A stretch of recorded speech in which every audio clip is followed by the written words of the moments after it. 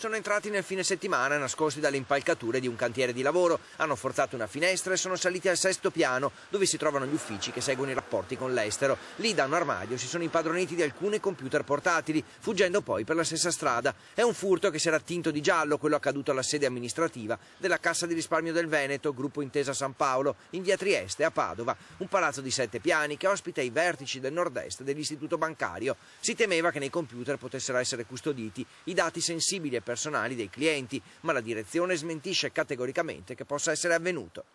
Non essendo una struttura operativa come una filiale, queste strutture che lavorano qui normalmente, come in questo caso era il servizio internazionale, opera su presentazioni, dati molto generali, e quindi non ci sono dati specifici di cliente, non hanno clientela con la quale operano.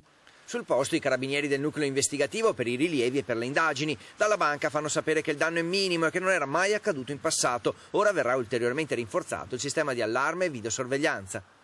Purtroppo è successo, adesso stiamo facendo le indagini con le forze dell'ordine e ovviamente questo ci servirà per porre particolare attenzione all'ulteriore potenziamento dei sistemi di sicurezza che già comunque erano e sono presenti. Di tutto questo movimento comunque c'è anche chi non si interessa minimamente. Mentre carabinieri e giornalisti girano attorno al palazzo per capire cosa sia accaduto, qualcuno ha trovato riparo lungo le vetrate dell'istituto.